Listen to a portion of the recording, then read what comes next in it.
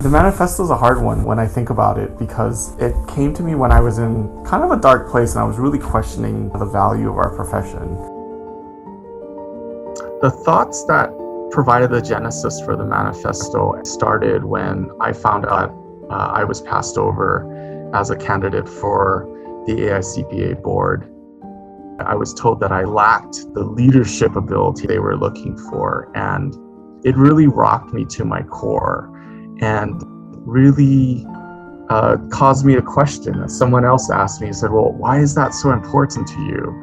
You know, having come from little Hawaii and moving on to AICPA committees and working in this national scene had become such a part of me. And at the time, I had just finished being chair of one of the senior technical committees.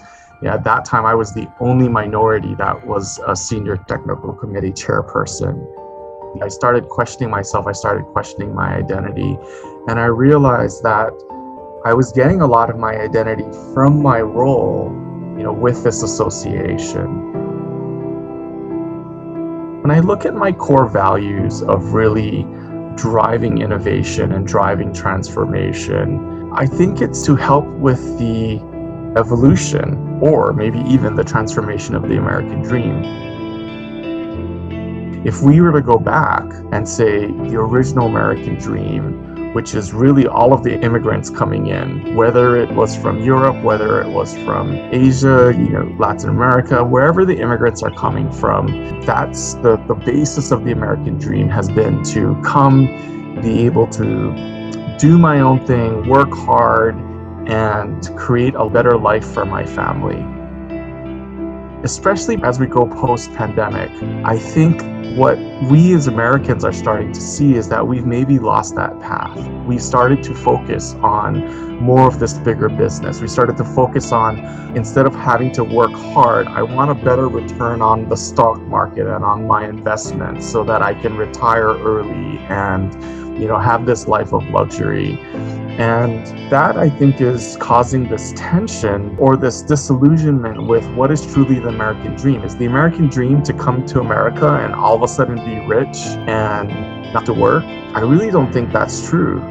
I really think the American dream is to fulfill our dreams, and that dream being more of success, being able to feel that we've had an impact on the world, that we're able to care for our families, and the rebalancing of working hard with living a good life, which is going to include a certain amount of work.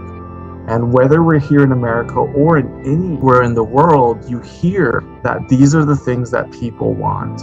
These are the things that are really tangible to them. The whole concept of their own prosperity and the prosperity of the communities that they're in, that's what people really care about. That is why I think the American dream is not just for us here in America, it's really for everyone across the world. So from a dark time, from a dark place, that was really, I think, almost like a time of rebirth. It was a reviewing, a re-perspective, a renewal of my perspective on what really needed to happen in the world, and to see that there was this blue ocean in working with small businesses and working with accountants in a way was much more inspirational and much more purpose-driven. And that is where you see the shift occur in the manifesto and the way that we've now surfaced the center as truly a force for good and a positive force for good, that we are really looking at things perhaps through rose-colored glasses, but because we believe that there is a path to the better world, and we're trying to provide the hope to everyone that this is possible, and we're giving everyone the tools that they need to truly make this a better world for everyone.